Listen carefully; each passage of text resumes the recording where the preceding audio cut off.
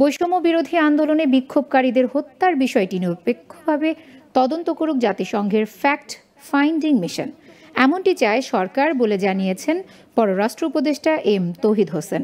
দুপুরে পররাষ্ট্র মন্ত্রণালয়ে বিভিন্ন দেশের রাষ্ট্রদূত ও প্রতিনিধিদের সাথে বৈঠক শেষে সাংবাদিকদের তিনি এসব কথা জানান। এ সময় বিভিন্ন দেশের রাষ্ট্রদূত ও প্রতিনিধিরা বলেন, বাংলাদেশের সাথে সুসম্পর্ক বজায় রেখেই অন্তর্বর্তী সরকারের পাশে থেকে কাজ করতে আগ্রহী তারা। আরও জানাচ্ছেন শাহরিয়ার বাঁধন।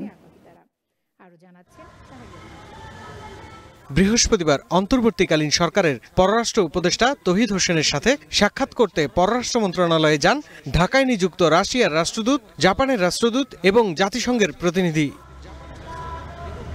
বৈঠক শেষে রাষ্ট্রদূত ও প্রতিনিধিরা জানান, অতীতের মতো বাংলাদেশের সাথে সুসম্পর্ক বজায় রেখে অন্তর্বর্তীকালীন সরকারের সাথে কাজ করতে আগ্রহী তারা। And under the strategic partnership enshrined between the two countries, Japan will continue its support for Bangladesh's development and prosperity. The Russian-Bangladesh relations are based on the solid foundation of friendship traditionally binding the peoples of our countries. I think it was a very cordial meeting, very positive first meeting, and obviously we agreed to work very closely in the coming days on the priorities that are set by the new interim government. এদিকে পররাষ্ট্র উপদেষ্টা জানান, বৈষম্য বিরোধী ছাত্র আন্দোলনে হত্যাকাণ্ডের বিষয়ে নিরপেক্ষ তদন্তে জাতিসংঘ বাংলাদেশ স্বাধীনভাবে কাজ করবে।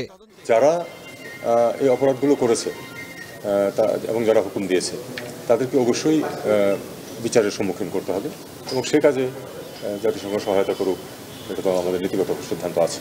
কারণ এই সরকারও চায় যে একটা ট্রান্সপারেন্ট একটা ইনভেস্টিগেশন হোক এবং তার ভিত্তিতে আইনগত ব্যবস্থা নিয়ে শাস্তি দেওয়া হোক। কাউকে কিন্তু আরবিট্রারিলি বা সামারি ট্রায়ালের কোনো চিন্তা কিন্তু সরকারের নেই। আমরা পুরোপুরি আইন অনুযায়ী করতে চাই কাজটা। সরকারের মূল লক্ষ্যই দেশকে গুছিয়ে নির্বাচনের মাধ্যমে গণতান্ত্রিক সরকার প্রতিষ্ঠা করা।